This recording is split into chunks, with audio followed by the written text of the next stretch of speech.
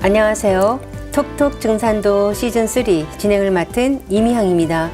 정기훈 소사님과 하민석 부장님 자리에 모셨습니다. 안녕하세요. 안녕하세요. 지난 시간엔 사람에게 정말 영혼이 있는 건지 알아보았는데요. 오늘 시청자 질문도 그와 관련이 있습니다. 사람이 죽으면 어떻게 되는 건가요? 정말 사후세계라는 게 있는 건가요? 라는 질문인데요. 수호사님, 죽음 이후의 세계가 정말 있는 건지 아직도 논란이 많이 있죠? 예, 죽음 이후의 세계가 정말 있냐 없냐 그걸 알려면 먼저 죽음이란 게 뭔지 알아야 되겠죠. 그렇죠. 예. 죽음이라는 것은 한마디로 피할 수 없는 운명이죠.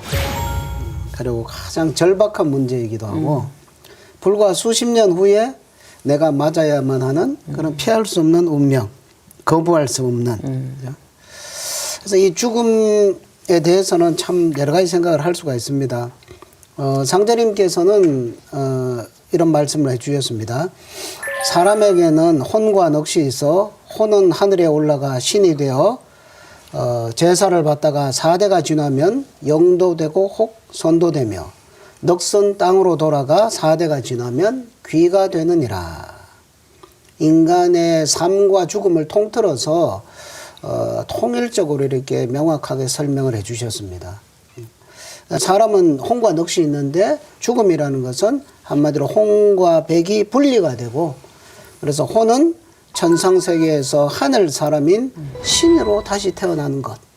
그것이 죽음이다. 그러면 넋은 어떻게 됩니까? 혼과 음양짝이 되는 넋. 이것은 땅으로 돌아가서 윤회에 필요한 에너지 덩어리인 귀로 전환이 된다. 이렇게 가르쳐 주고 계십니다.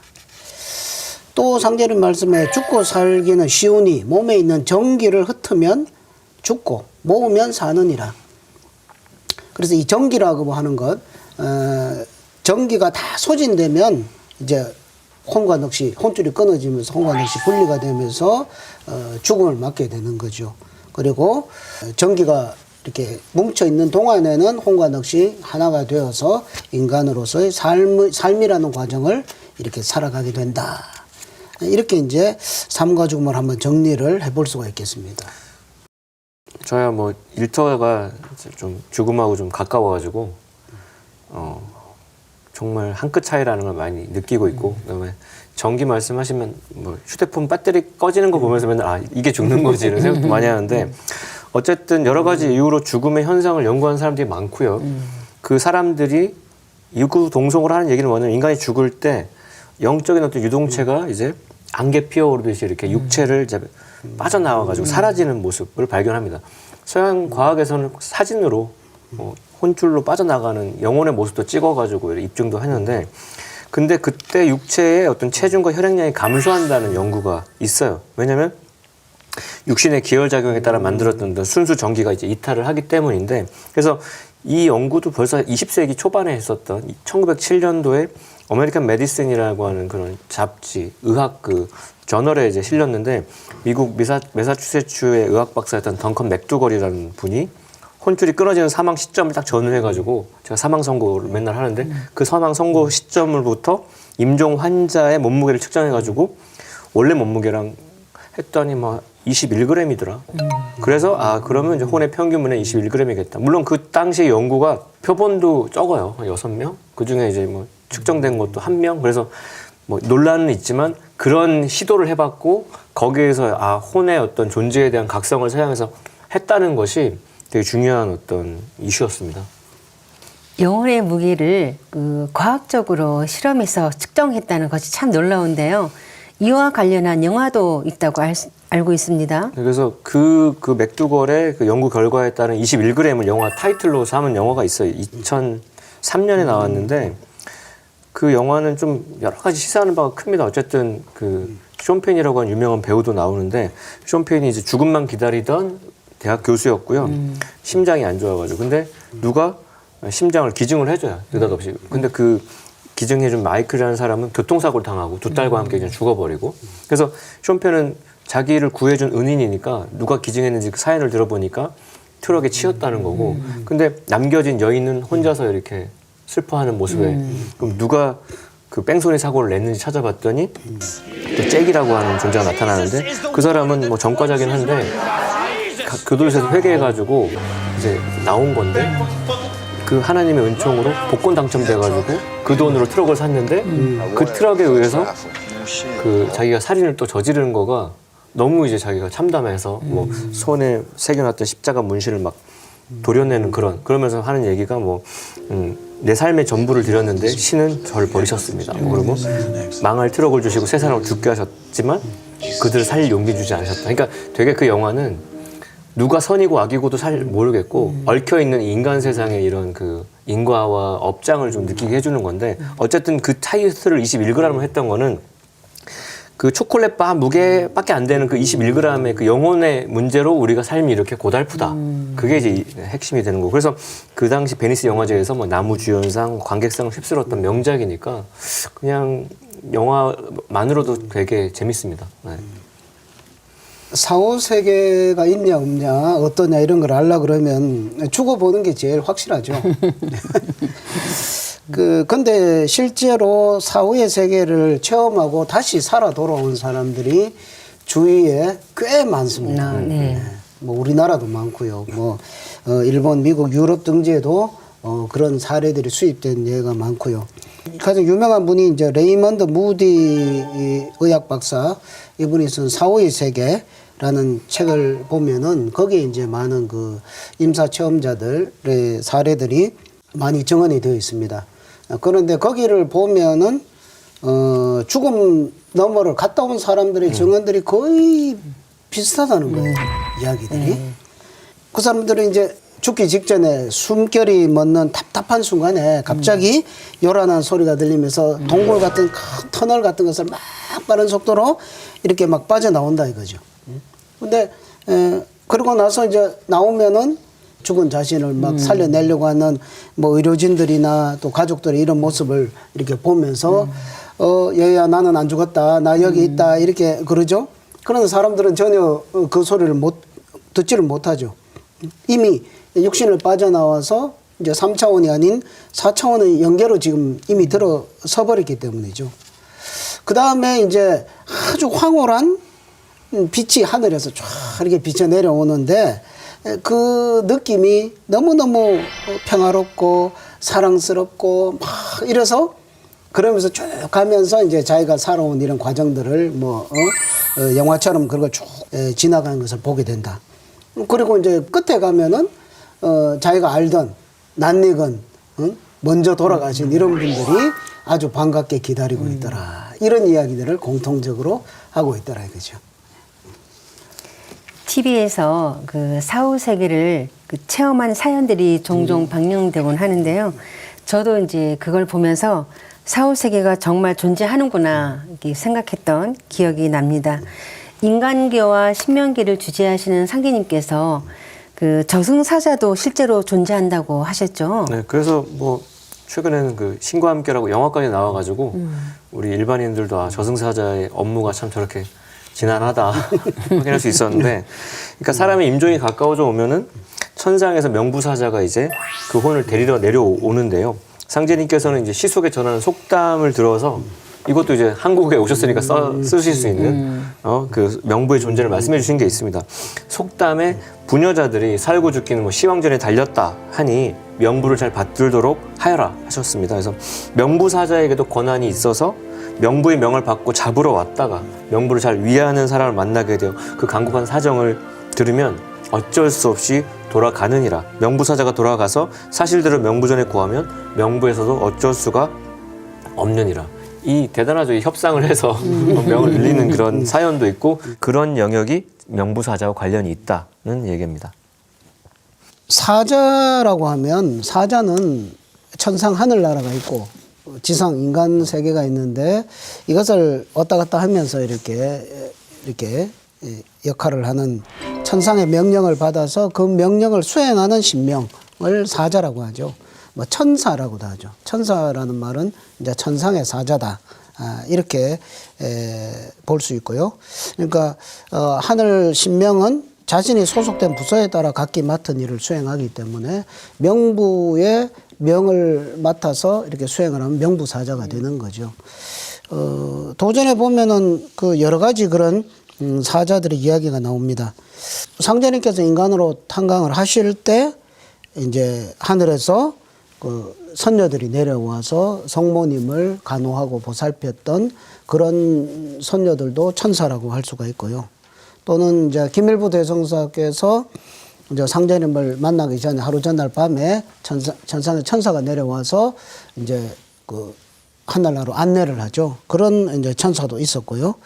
또 박공우 성도가 상제님을 모시고 있던 중에 꿈에 불빛 같은 사람 수십 명이 하늘로부터 내려와서 상제님 계신 문밖들에서 절하고 이렇게 뵈니까 박공우 성도가 그걸 보고서 막 너무 무서워가지고 상제님 뒤로 이렇게 숨었는데 그 다음날 아침에 이제 상제님께서 네가 꿈에 뭐 본 일이 있느냐 이렇게 물으시니까 공우가 어젯밤에 아주 뭐 번쩍번쩍하는 이런 이때 신명들이 이렇게 왔었다 그렇게 말씀을 드리니까 그들이 곧 천상 벼락사자다 이런 또 말씀을 하시는 거죠.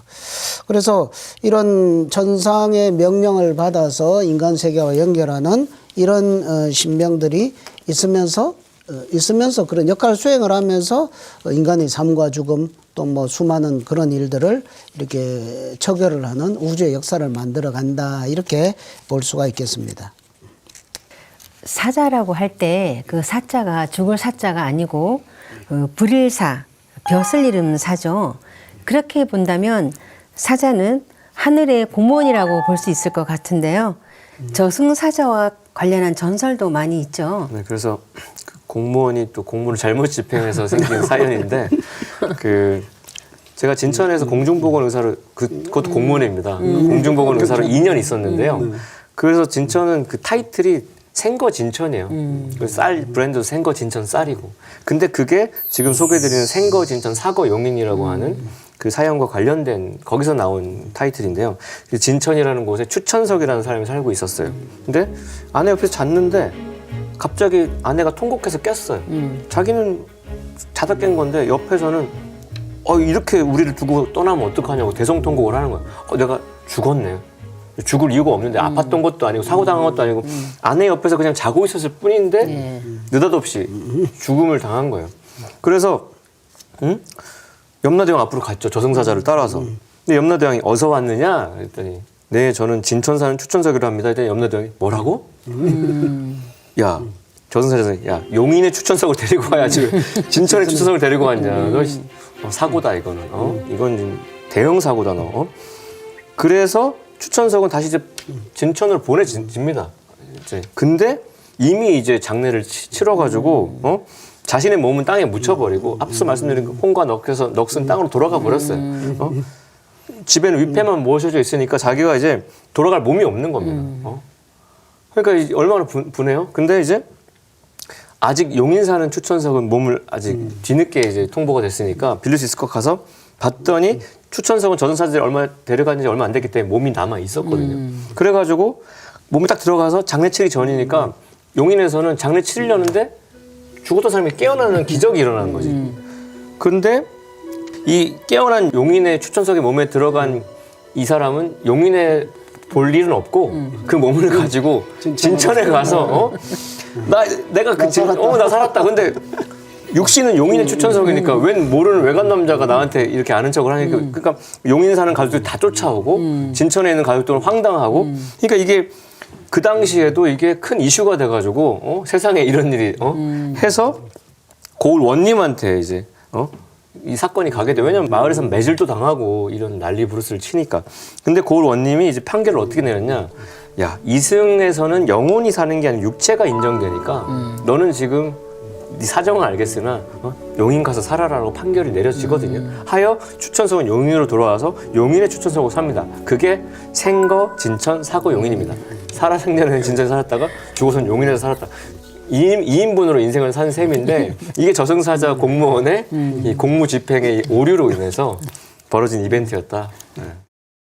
네. 그 고속도로를 달리다 보면 진천으로 이렇게 들어서면 생거 진천이라는 표지판이 보이죠.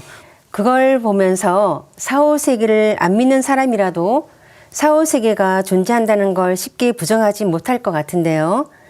그럼 저승사자가 속해 있는 하늘의 부서가 명부라고 할 수 있겠군요. 예, 사람이 죽으면 이제 속 사람 영체가 그 사람 육체를 옷을 벗듯이 벗어두고 이제 하늘 세계로 들어서는 사건이 죽음이죠. 인간이 죽어서 처음 가는 곳이 바로 명부입니다. 명부. 그래서 이 명부는 지상 인간의 수명을 주관하고 그 다음에 죽은 자의 죄악과 공덕을 심판하는 천상의 법정입니다. 그 살았을 때 죄를 많이 지었으면 해가지고 거기서 이렇게 심판을 내려서 벌을 받게 하고 뭐 훌륭하게 살았으면 거기서 포상을 하고 그렇죠. 뭐 상제님께서 그런 말씀도 하시죠. 나의 명으로 명부에서 데려오라고 해야 명부사자가 데려오는 것이니 각기 닦은 공덕에 따라 방망이로 뒷덜미를 쳐서 끌어오는 사람도 있고 가마에 태워서 모셔오는 사람도 있느니라. 그러니까 명부사자도 이제 딱 보니까 이 사람은 보나 마나 가면 그냥 벌 받겠다. 예, 나쁜 놈이다. 그러면 이제 질질질 끌고 가는 거고 아 이분은 정말 훌륭한 분이다. 그러면 가마에 태워서 모셔간다는 거죠. 이런 그 심령과학에서 이야기하는 것을 보면은 이 명부는 이제 천상 신명계와 인간 지상 인간 세계의 중간 지대에 있다고 합니다. 그래서 이 이제 죽음의 질서에 들어가게 되면은 요 이제 명부라는 어떤 중간 계류 과정을 통과를 하게 되는데 보통 한 3, 4일 정도 이 정도로 이렇게 심령과학에서는 이야기를 하고 있고요. 여기 이 기간 동안에 자기가 살았을 때 그 선악의 업보에 따라서 그 사람 영적 급수가 정해진다. 아주 죄가 많으면 저 가서 뭐 벌 받고 뭐 그게 지옥이죠. 뭐 지옥에 따로 있는 것이 아니라 그래서 이제 그런 명부의 심판을 넘어서서 이제 천상 영계에 태어난 그 영혼은 이제 마치 나비가 누에 꽂힌 상태에서 이제 벗어난 것처럼 육신을 벗은 거죠. 벗으니까 얼마나 자유롭겠습니까? 그래서 지난 날의 추억과 삶을 더듬으면서 하늘 세계에서의 삶 그리고 또 미래의 삶 이런 거를 이렇게 추억으로 곱씹으면서 휴식 상태로 들어가게 된다 이렇게 이야기를 합니다. 그 신과 함께라는 영화 보셨어요? 네. 그 영화가 상상이 좀 지나치긴 하지만 명부를 잘 그리고 있죠. 네. 명부대왕이 그 살았을 때의 공과를 따져서 환생할지 아니면 다른 하늘나라로 갈지 이렇게 정하는 장면도 이렇게 흥미롭더라고요. 상제님께서 그러죠. 뭐 내가 죽으면 아주 죽느냐 매미가 허물 벗듯이 옷 벗어 놓는 이치니라. 그러니까 육체라는 옷을 벗고 그 영체 혼이 하늘로 올라가는 그런 것이고 사람의 죽음 길이 먼 것이 아니라 문덕받기 저승이다 이런 말씀도 하시거든요. 그러니까 저승 그 신의 신명계라고 하는 것이 뭐 문덕받기다. 지상에 이런 물질계가 있고 천상의 영계 있는데 크게 보면은 다 이게 대우주가 다 영계가 있죠. 영계고 지구라고 하는 이 물질계는 그런 영계의 어떤 특수 공간일 뿐이다. 그래서 마치 거대한 이런 이런 수조가 있다 그러면 거기에 뭐 스펀지가 하나 떠 있다 그러면은 지구도 하나의 천상의 영계의 하나인데 여기 좀 특수한 물질계로 이루어져서 인간이 자기를 도를 닦고 이렇게 성숙을 하는 그런 어떤 구도의 장으로서 이렇게 되어 있는 그런 구조다. 영계의 초물질이 물질계에 투입되어서 영계와 육체가 서로 포개어 존재한다. 이렇게 볼 수가 있겠습니다. 이해가 좀 잘 안 되는 부분인데요. 그 사람이 영체와 육체로 포개져서 존재한다는 것은 무슨 뜻인가요? 이제 뭐 인간의 영체와 육체로 포개진 것도 그렇고, 그 다음에 이런 그 천상 영계와 지상 물질계가 포개진 것도 그렇고, 이게 상제님께서는 이제 천상의 신계가 다층 구조로 되어 있다 이런 말씀도 하시고, 현대과학에서는 이렇게 우주가 이렇게 여러 층으로 형성된 이 우주를 파동의 원리로 설명을 하고 있습니다. 파동의 원리. 그러니까 대우주의 본질을 이루는 그 파동이 진동수에 따라서 그 색깔과 에너지의 강도가 달라진다. 그러면은 파동이 강하면 강한 그 주파수 대역이 있고 뭐 그다음 또 대역이 있고 이런 것처럼 층이 있다 이거죠. 그러니까 인간 세상에는 뭐 사람 위에 사람 없고 사람 밑에 사람 없지만 신명계는 그게 아니라 사람 위에 사람 있고 사람 밑에 사람이 있다. 그런데 이것은 파동이다 이거죠. 파동. 우리가 뭐 로고스 말씀으로서 이 우주를 뭐 지었다 이런 이야기를 하잖아요. 근데 그 로고스의 어원이 라이트 빛이다 인 거거든요. 그러니까 이 우주는 한편 소리 파동이면서 또한 빛이기도 하다. 그래서 그 빛깔 아까 뭐 지난 시간에 우리가 공부한 것처럼 이렇게 영혼의 성숙도에 따라서 빛깔이 나누어지는 것처럼 파동의 진동수에 따라서 빛깔이 나누어지고 에너지의 강도가 달라진다 이거죠.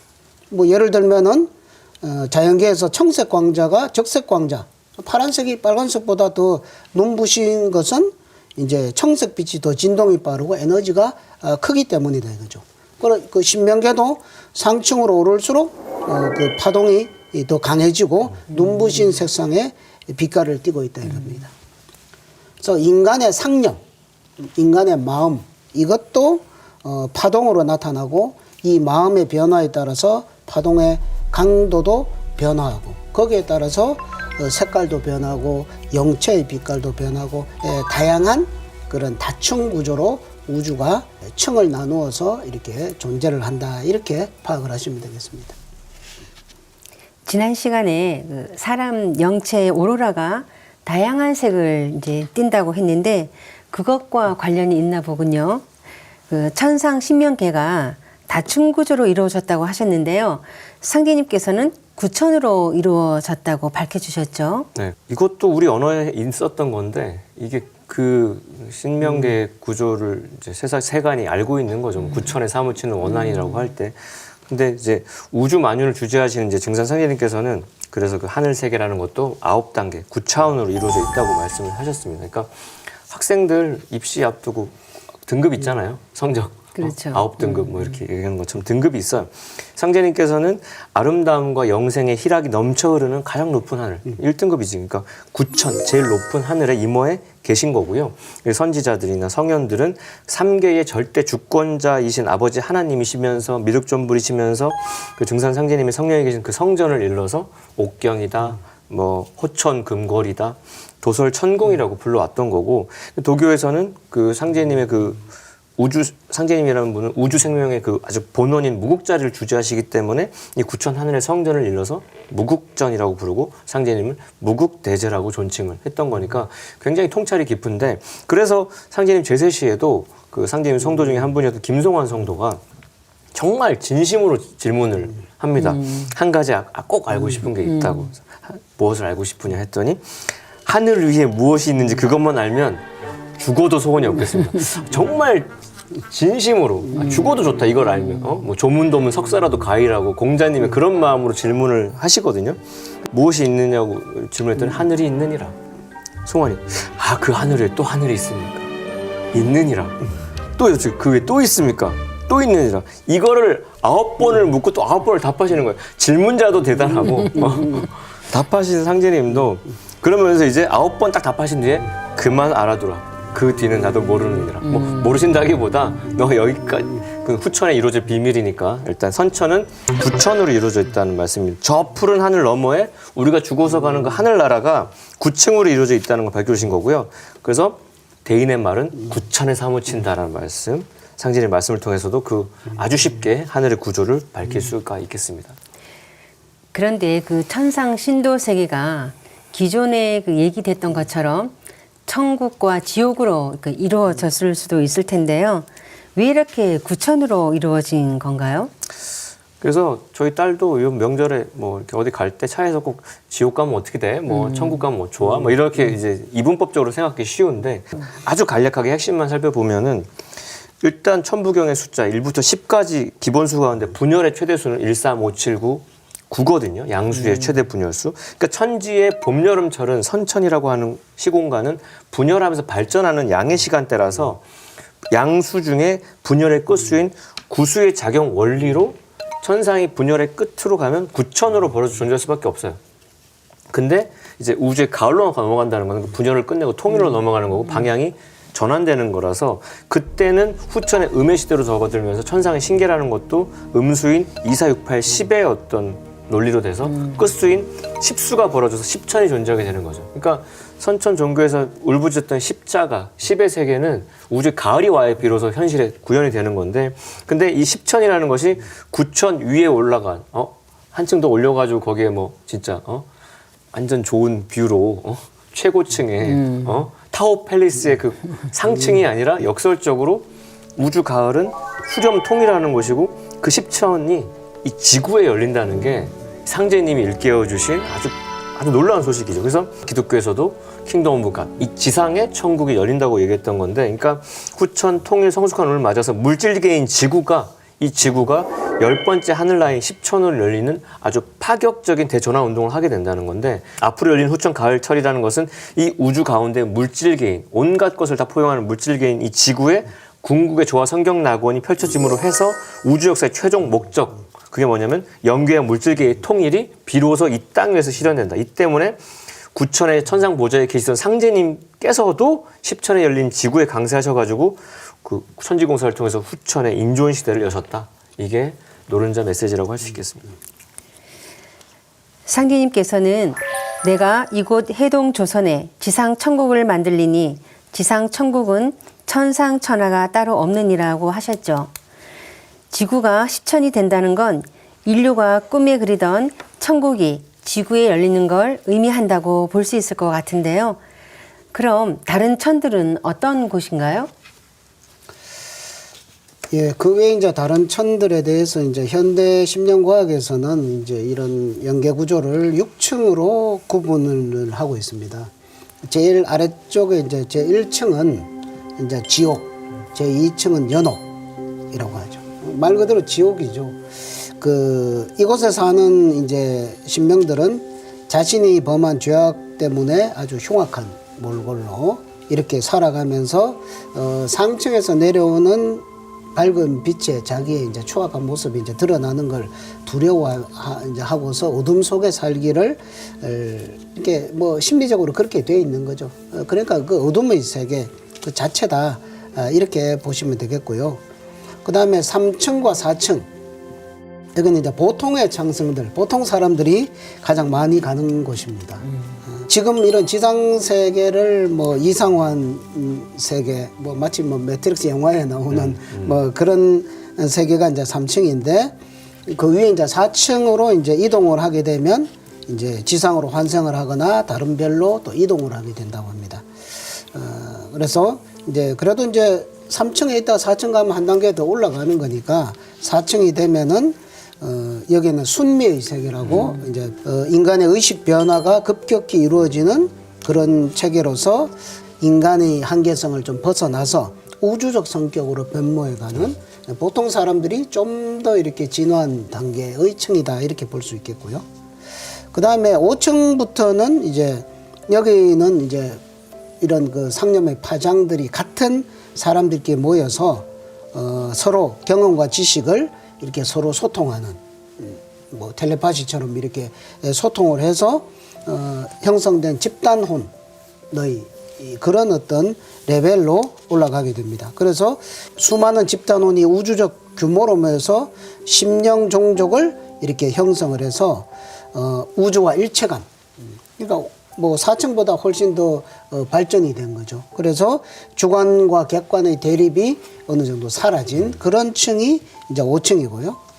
그 다음에 6층에 사는 이제 신명은 이제 은빛 찬란한 백광, 기본 이제 베이스가 이제 백광을 이렇게 띠고 있고, 이제 인간적인 어떤 이런 감정을 뛰어넘어서 순수 이성이 의식 세계를 지배를 하고 있고, 그래서 각 종교권의 성자나 성숙한 그런 영혼들이 이곳에 머물면서 더 높은 세계를 이렇게 찬탄하면서 사는 그런 세계다라고 이렇게 밝혀주고 있습니다. 살아생전에 선한 일을 하면 천국에 가고 또 나쁜 일을 하면 뭐 지옥에 간다고 하는데 실제로는 사후세계가 더 세분화되어 있다는 거군요. 그렇죠. 완전히 아파트죠. 이제 그 수준에 따라서 평수도 다르고 높이도 다르고 진짜로 잘 닦으면 이제 펜트하우스 꼭대기층에서 다 내려다보는 그런 느낌인데 근데 이제 결국 속 사람의 모습이라는 것도 육신의 형상에 따라 결정되는 겁니다. 이 지상에서의 모습이 그대로 이제 건너가는데 사람은 근데 죽은 후에도 결국 평소의 성격과 품성 그대로 가지고 갑니다. 생전에 포악했는데 죽어서 갑자기 바뀐다? 오히려 육신을 갖고 있을 때나 뭘 바꿀 어떤 기회도 주어지고 쉬운 거지 육신을 벗고 나면 그대로 픽스가 돼가지고 그대로 천상사람이 돼요. 생전의 의식 수준과 지식 수준과 뭐 여러 가지 인격. 상제님께서 인간이 천상사람으로 태어나서도 조상님들한테 천상의 어떤 법도나 이치 같은 걸 계속 배우게 된다라고 말씀하셨습니다. 그래서 하늘에 가면 그 사람의 조상 가운데서도 웃 어른이 있어서 철부지 아이들한테 천자문을 가르치듯 새로 가르치나니 사람은 죽어 신명이 되어서도 공부를 계속 하느니라. 이거를 듣고 나면 아 이게 빠져나갈 수가 없구나. 육신으로 있을 때 열심히 공부하고 많이 해두면 선행학습이 되면 올라가서 좀 수월하겠구나 그런 생각도 드는데 그래서 자신을 가장 이렇게 아름답게 드러내주는 사랑의 증표라고 하는 것은 바로 지상에서 남모르게 행한 적성과 적덕입니다. 이른바 음덕인데요. 그래서 상제님께서는 보이지 않는 곳에서 사람들한테 음덕을 많이 베풀라고 말씀을 강조하셨어요. 크게 덕을 베풀고도 베풀었다는 생각을 하지 말라. 외식을 버리고 음덕에 힘쓰라. 덕은 음덕이 크니라. 그 음덕만큼 누리는 것이기 때문에 명부에서 받은 심판의 과정이 끝나면 우리 상제님 말씀에 기라는 길실이요 흉화는 흉실이라고 좋은 기란꽃은 기란 열매를 맺고 흉한 꽃은 흉한 열매를 맺는 말씀과 같이 자신이 그대로 닿고 그대로 뿌린 대로 자신의 앞에 말씀드린 그 영체의 파동에 맞춰서 천상의 계층으로 탁 자리 잡는데 이 한 번 박힌 계층이라는 게 이게 지상에서는 개천에서 용이 나지 그거 어렵다는 거예요. 그러니까 지금 우리가 어떤 각오로 살아야 되나 그것도 한번 각성하게 됩니다. 요즘은 그 영혼이 어디 있냐, 뭐 죽으면 다 끝이다라고 하면서 나쁜 일을 꺼리낌 없이 하는 사람들이 참 많잖아요. 그 사필기정, 뭐 인과 응보가 그 천지에 불변하는 섭리라는 것을 명심하고 세상을 위해 공덕을 많이 쌓아야겠습니다. 그리고 그 영혼과 사후세계가 존재한다는 것도 꼭 명심하고요.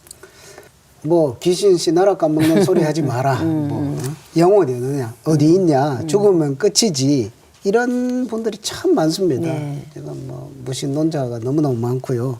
그런데 실제로는 사실은 진실은 그렇지가 않다는 거죠. 그렇죠. 그게 문제죠. 상자님께서 이런 말씀을 해주십니다. 귀신은 천리에 지극함이니 공사를 행할 때에는 반드시 귀신과 더불어 판단하노라. 뭐 상자님께서는 신이란 말씀 또 신명이라고도 하시고 또 귀신이라는 이런 표현도 쓰십니다. 그런데 이 신명, 귀신이 천리에 지극합니다. 뭐 신이 그러니까 신이 하지 않는 바가 없다. 뭐 흙바른 벽이라도 신이 떠나면 무너지고. 그죠? 손톱 밑에 가시 하나 드는 것도 신이 들어서 되느니라 이런 말씀도 하시죠. 그래서 귀신은 천리에 지극합니다 할 때 이 천리라는 것은 이 순수한 자연의 이법, 자연의 정신을 이야기를 합니다.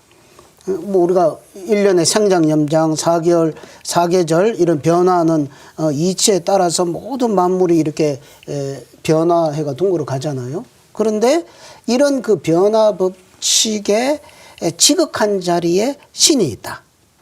그것은 그 말씀은 이 신이 바로 이 자연 이법의 오묘한 인격 화연체고 생명체다라는 의미가 있고요. 그러니까 천지 자연 이법에 드러난 것이 신이고, 그 다음에 신은 그렇기 때문에 이 우주 변화 운동 원리에 그런 창조법도를 스스로 지니고 있다. 그 이법이 신에 그대로 다 기들어 있다. 그 다음에 이 천리, 우주 변화의 그 법도의 주체가 신이다. 이렇게 이야기를 해석을 할 수가 있는 거죠. 그러니까 신은 천리에 지극합니다. 근데 우리 인간들은 신이 어디 있어? 응? 귀신 신하라 까먹는 소리 하지 마. 이런 이야기를 하고 있다는 거죠. 여기에서 오는 엄청난 이 괴리감. 호연이가 상제님께 하루는 질문을 합니다. 참말로 신명이 있나요? 호연이가 대신 질문을 해주죠. 그러니까 신명이 있어 없다고 못하지. 그러시면서 사람이 죽고 사는 것도 모두 신명의 조화로 되는 것이다. 지금도 네 양쪽 어깨에 신명이 없으면 기운이 없어서 말도 못해요. 우리 지금 어깨 위에도 신명이 있어서 우리가 지금 이걸 하고 있다 이거죠. 눈에 동자가 있어야 보이듯이 살아있어도 신명 없이는 못 댕기고, 신명이 안 가르치면 말도 나오지 않는 것이며, 신명이 있으니 이 모든 지킴이 있는 것이다 라고 친절하게 가르쳐 주십니다. 그리고는 이제 호연이한테 125일 동안 수행을 시켜서 실제 자기가 체험을 해서 실제로 질문이 필요 없도록 체험을 다 시켜주시는 거죠. 그래서 우주 만유 생명이 변화하는 모든 과정에는 신이 개입을 하죠. 그리고 신이 없이는 사람도 존재할 수 없다. 인간이란 존재는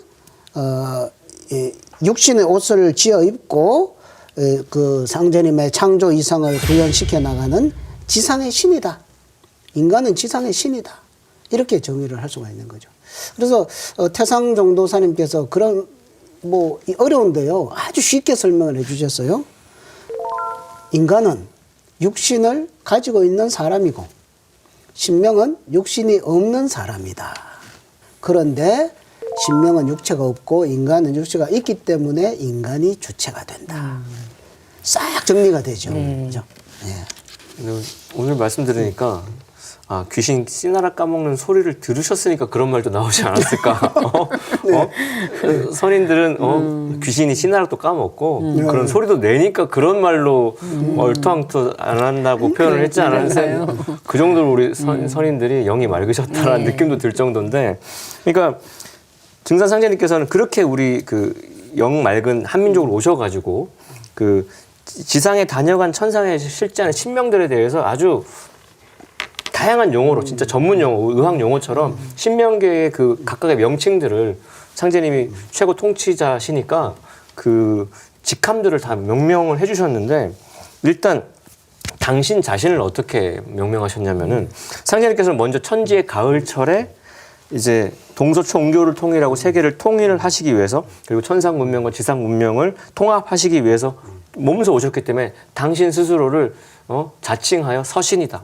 우주 가을에 나는 서신의 명을 받아서 왔다. 이렇게 처음으로 밝혀주셨고요. 그 다음에 그 조상들로서 후손들을 이렇게 챙겨주시는 분들, 하늘에 엄연히 살아계시는 조상들의 영신을 조상신이다. 이렇게 말씀하셨고, 설영신.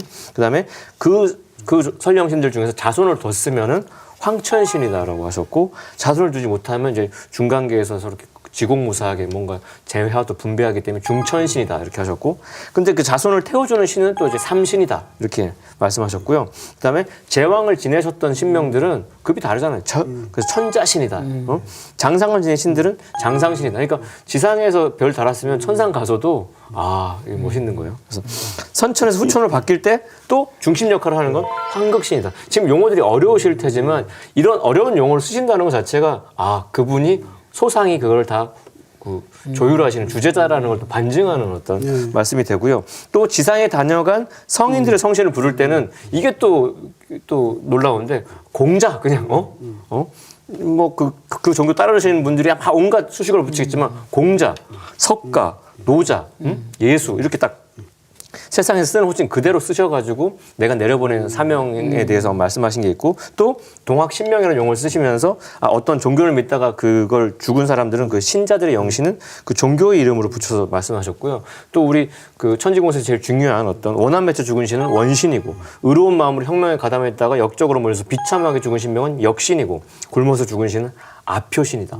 그런 신들이 많아서 이렇게 우리 또 뭐 먹을 때 붙어가지고 또 해원하는 분도 많은데, 상제님은 그래서 원한을 안 갚음하기 위해서 자신을 해친 사람이나 혹은 그 후손한테 붙어가지고 그 해코지 하는 신명은 척신이다. 이게 이 척의 문제가 또 중요한데, 또 반면에 인생의 모든 분야에서 한 인간을 보살펴주고 지켜주는 수호 성신을 그 반대 척신의 반대편에 있는 걸 보호신명이다. 이렇게 말씀을 하신 바 있습니다. 자신을 보호해주는 신을 수호천사라고 하잖아요. 그 수호천사가 이제 보호신인 거군요. 네, 그래서 그런 보호신의 영역에서 또 우리가 또 주체적으로 또 끌어다 쓸 수 있는 또 강력하신 신명들이 계세요. 그러니까 항상 이제 보디가드처럼 함께 하시는 분들도 있고 우리가 주문이나 기도문 속에서 호명해서 이렇게 수호할 수 있도록 부르시는 어떤 신장들이 있는데 그래서 그 주문 중에 개벽주, 뭐 진법주 이런 거 보면은 천상 수도인 옥경을 수호하고 주관하는 천존신장, 태을신장 있고요. 이거 되게 어려운 도교에서 겨우 깨달은 어떤 영역을 상제님은 그냥 주문에 넣어서 노래 가사 속에 그냥 넣어가지고 알고 있으라고. 그리고 그러다가 너희들 삶의 어떤 장애물을 풀라고 이렇게 열쇠를 주셨는데 뇌성병력을 다스리는 뇌성병락 장군이고요. 세상을 분란시키고 어지럽히는 악기와 잡기의 기운을 깨뜨리는 제왕 금란장군이 있습니다. 그다음에 24조로와 28수의 별자리에 응계해가지고 24장과 28장 등의 신장들이 있고 그 밖에 수많은 신명들이 천상에 아주 다채롭게 역할을 하며 존재하고 계신데 또 상제님께서는 또 구름을 몰고 다니고 비를 내려주는 하늘 사람을 국조인 당군 성조 시대 때 그게 직함 이름이 우사였기 때문에 그걸 그대로 우사라고 하셨고요. 우리가 뭐 무속에서도 쓰는 용어인데 부엌 살림을 맡아 관할하는 신을 민간 신앙 속에서 조왕신이라 그랬는데 그 조왕신이라고 그대로 쓰셨어요. 그리고 상제님께서 이처럼 우리 동방 백이민족의 혼 속에 일상 속에 면면에 흘러내려온 민족의 고유의 어떤 신앙, 신교 문화를 아주 온전히 인정해 주셨다는 것도 중요한 포인트입니다. 이 보호신, 좋은 신만 있는 게 아니고 네. 안 좋은 신, 마신의 세계가 또 있습니다. 구도자의 입장에서는 오히려 이 마신의 세계를 더 이렇게 성성히 알고 깨어 있어야 되는 그런 필요도 있는 거죠. 이렇게 뭐 선의 세계가 있고 악의 세계가 있는 것처럼 신명도 이런 뭐 선한 신명이 있고 악한 신명이 있는 거죠. 근데 이런 마신은 상제님께서는 뭐 사마다 또는 마신이다, 복마다, 마귀다 뭐 이런 여러 가지 이름으로 이렇게 부르셨는데 아니 그러면 상제님께서 우리 인간들을 다 도와주는 보호신들로 쫙 이렇게 하시고 나쁜 마신들은 다 없애주시면 안 좋겠습니까? 하겠지만 이 마신이 그래도 존재하는 거는 이제 이 선천이 상극의 질서로서 모든 만물을 단련시켜서 이렇게 성숙으로 가는 과정이기 때문에 이 마신의 세계도 당당하게 존재할 수 있는 그런 근거가 된다는 거죠. 그런 어떤 상극의 질서가 있기 때문에 마신들도 자기 역할을 사실은 또 그렇게 하고 있다고 볼 수 있죠. 이 마신의 세계는 보통 이제 탐음진치 사종마라고 이야기합니다. 그러니까 어떤 탐욕, 그다음에 음란한 거, 그다음에 진 이렇게 막 이렇게 분노 조절 못하는 거 있죠. 그다음에 치 이건 어리석은 거. 그래서 보통 이제 네 가지 종류를 이렇게 분류를 하는데 이 탐음진체의 그 사마로 인해서 많은 사람들이 이런 마신들의 올가미에서 빠져나오지 못해서 타락하기도 하고 파멸을 당하기도 하고 이렇게 되거든요. 그래서 마신의 세계가 또 그렇게 있고요. 또 그와 뭐 비슷한 그런 복마 외에도 뭐 도적시를 시키는 적신, 도적신. 그 다음에 뭐 일을 막 이렇게 어지럽히는 농신. 그 다음에 인간을 해코지 하는 사악한 사신. 또 조상에게 진 원한을 안 갚음하기 위해서 몰려드는 척신. 척신 아까 이야기했죠. 그 다음에 화신, 불화자, 화신. 예, 불은 이제 막 분열시키는 거죠. 세상 모든 것을 분열시키는 불기운을 맡은 화신, 이런 이제 수많은 그런 종류들의 어둠의 그런 마신들이 실제로 존재를 하고 있다. 그죠. 네, 그 타락한 악령인 그 사마는 기독교에서 말하는 사탄과 같은 존재라고 볼 수 있을 것 같은데요. 그럼 어떻게 해야 이들의 손아귀에서 벗어날 수 있는 건가요? 그렇습니다. 결국은 이제 거기에서 잘 벗어나서 보호신과 힘을 합해야지 내가 성공을 할 수가 있는데 무엇보다도 우리가 이제 영적으로 깨어서 또 근신하고 기도하고 그래 뜨거운 어떤 그 열정을로서 이런 마신들을 물리쳐 나가는 것이 우리 인간 삶을 성공적으로 가는 길이죠. 그러니까 보호신과 연합하는 것, 뭐 보호신을 다른 말로 뭐 성령이다, 보혜사다 이런 말을 쓰잖아요. 성령과 연합하고 마신을 물리치는 이런 어떤 깨어있는 그런 구도자의 삶이 인간의 삶을 성공으로 이끌을 수가 있다. 그런데 뭐 거기에 마신들의 어떤 태클에 걸려서 넘어지는 경우가 너무너무 많잖아요.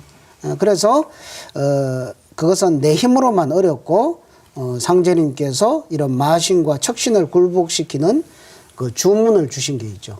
그게 바로 이제 운장주, 관운장주. 관운장의 그런 정의로운 그런 신법과 그런 법력을 내가 끌어다 쓸 수 있는 그런 관운장주를 주시고, 또 오주에도 보면은 말을 해마를 시키는 삼계해마 대제신의 원진천존 관성제군에서 그 모든 말을 이렇게 해소시키는 그런 법력이 또 깔려있는 오주, 이런 주문들을 이렇게 주셔가지고 우리가 자기 자신을 지키고 정의의 방향으로 갈 수 있도록 상제님께서는 그런 은혜도 베풀어 주셨습니다.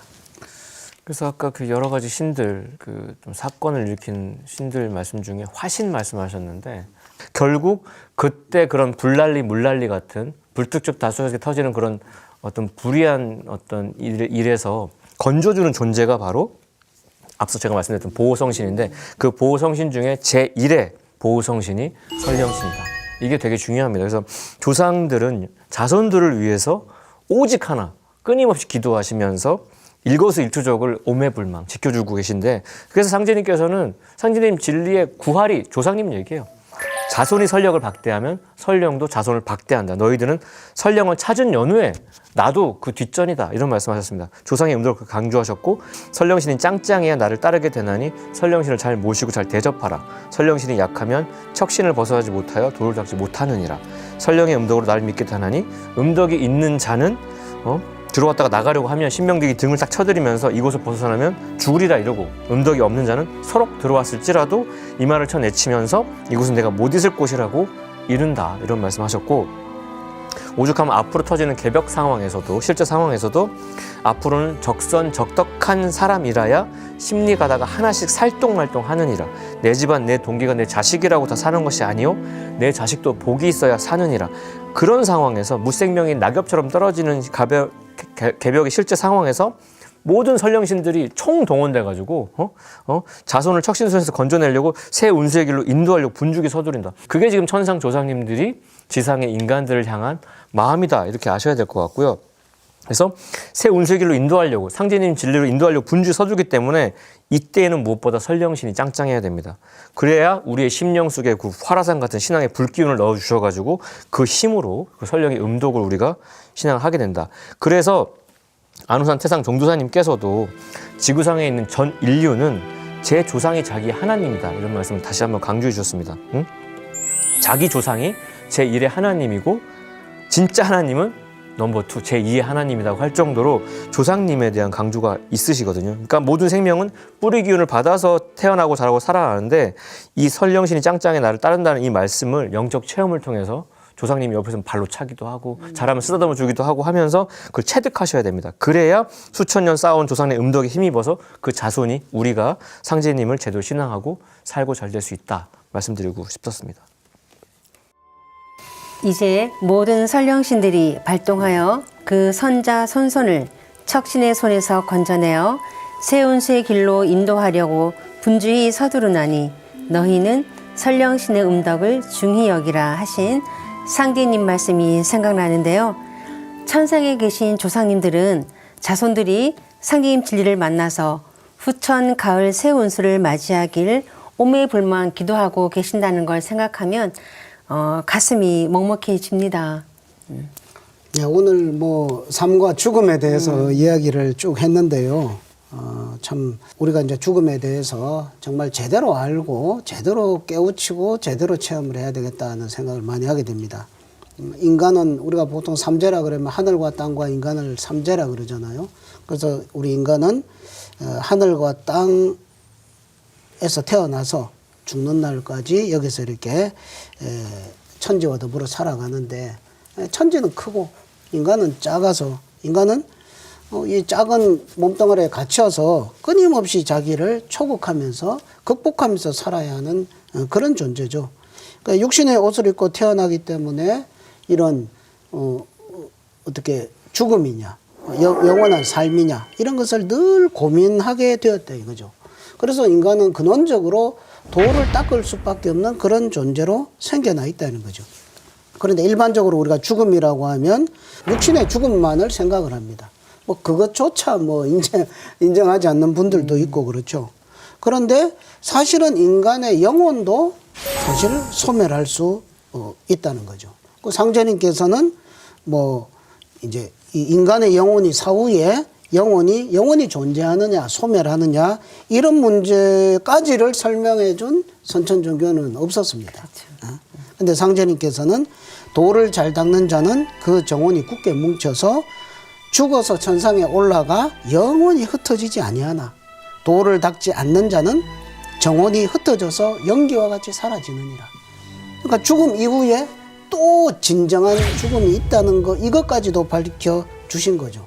우리가 어떤 종교를 믿어서 구원을 받는다고 해서 과연 영생이 되는가 이 문제를 다시금 되돌아봐야 된다고 생각을 합니다.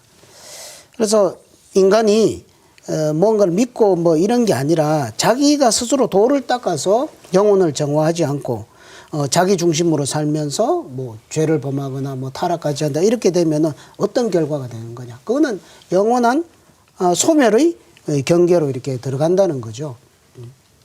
그래서 인간이 인간 생명의 궁극의 자리까지 어떤 신의 그 경계까지 올라서는 그런 단계로 자신을 성숙시키지 않으면 죽어서 신명이 돼가지고 조금 살다가 그냥 먼지와 같이 사라지는 그런 인간의 진정한 죽음의 질서를 제대로 깨우쳐야만 된다는 말씀을 드리고 싶습니다. 제가 그 다이빙을 한참 한 적이 있어요. 2년 전에. 근데 그 동해안 고성 앞바다에서 표류가 됐어요, 제가. 아주 극적으로 제가 구조가 됐는데 안 그러면 이제 여러분 못 볼 뻔했는데 제가 또 작년에는 계룡산 산신각에서 절을 하고 있었어요, 이렇게.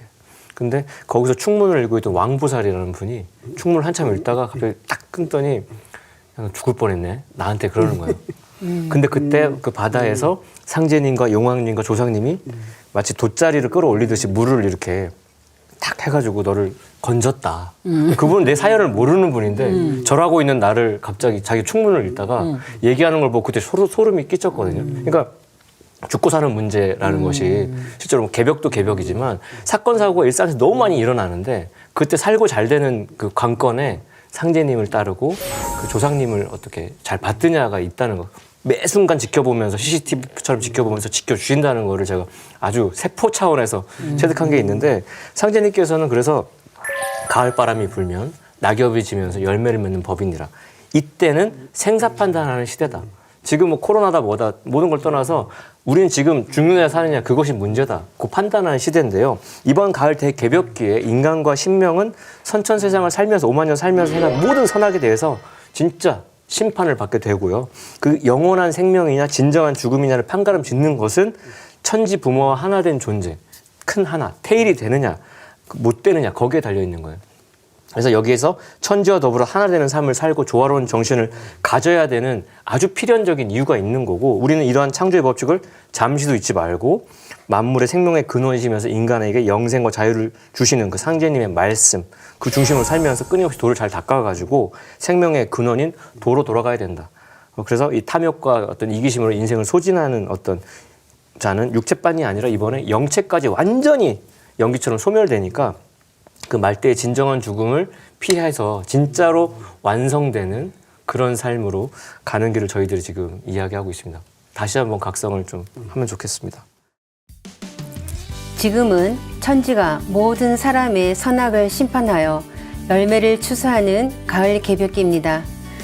여러분 모두 조상님의 음덕으로 증산 상제님의 무국대도를 만나서 가을 천지에 알찬 열매가 되시기를 바랍니다.